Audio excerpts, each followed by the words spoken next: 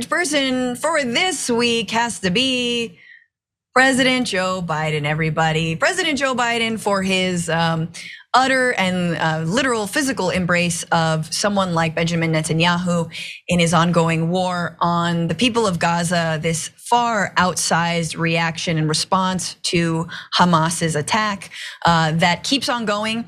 The targeting of civilians, the continued repeating of lines that have been fed to him by Israel itself, talking about Palestinians using people as human shields. The human shields line always gets me because you're like, okay, well then what about the person doing the shooting? Do they shoot through the shield?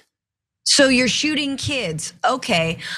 Look, I've been very supportive of Joe Biden, especially on foreign policy. I do think that the exit from Afghanistan was critical, and I think it was unpopular, but it was important to do. I also think that his line and walking this line in Ukraine, not having boots on the ground, has been really good. It has been a difficult war to figure out where the United States should be on. I do believe the people of Ukraine should be supported in their, their attempt at getting some sovereignty. This one ain't it.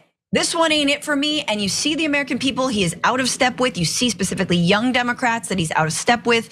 I think this has been a horrible year, a horrible week, couple weeks for Joe Biden.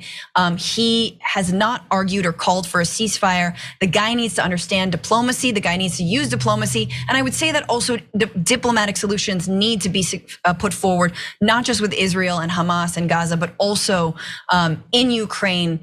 It is time to stop just putting money down this endless war path and actually come to the table, try to rein specifically Israel in.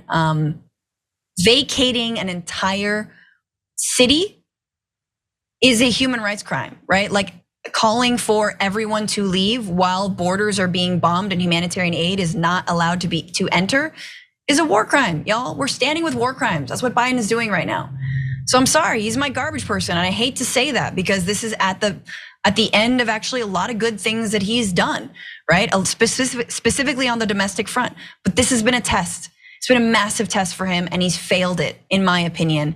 And yeah, I'm feeling really disheartened about this administration after this week. A garbage person's supposed to be like a dork. Supposed to be like a turd burger. Like a Michael Knowles. Like the community garbage person isn't is also is the president. I know. I'm mixing it up. The community garbage person is a murderer. Community garbage person has really let us down. He really has. And I know we're supposed to get what did you say, dork bags? I love but Biden's a dork bag on Israel, in my opinion. He's a massive dork bag. He doesn't look strong, he looks weak. And the fact that he's asking for more money for the US-Mexico border is a big old dork bag for the Republicans, as if they're ever gonna give him credit for militarizing the border even more. He's a dork bag for not walking back Trump policy when it comes to Israel-Palestine, moving the embassy of the United States out of Jerusalem back to Tel Aviv like he should have done on day one. He's a dork bag for not negotiating an Iran deal. Again, we're like missing the point as we're over time. We are missing the point of the garbage person. No, that's an A block.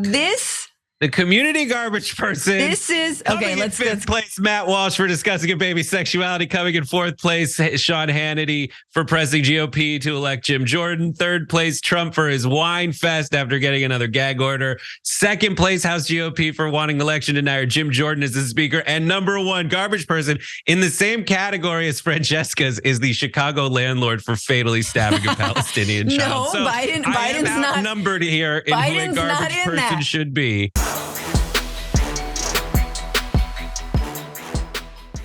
Check out the Damage Report podcast each day, wherever you get your podcasts, whether Pocket Casts or Stitcher or iTunes. You can join me as I give you the news and stories you want, with a range of co-hosts and interview guests jumping in on the fun each day.